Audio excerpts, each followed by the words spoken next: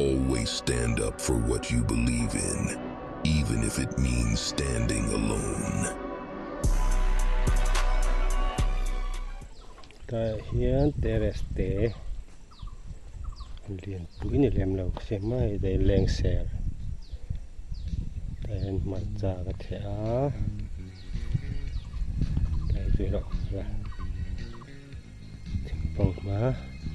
ta hian kung sari phuna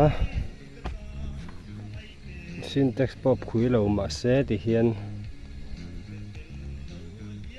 kut hang sin la khop lek ka zo tling ve reng ze da tha ve ruang sul thina wang hian thla hi video hi ka lavak thei lawa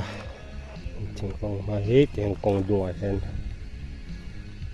hian ka tlar thanga Thingfanghma phun thla ni min lama ka phun ania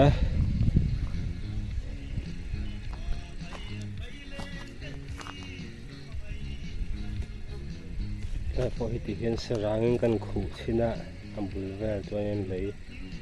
chete kalet dewa zung khoi te lo theng dewin tian ron thata em ni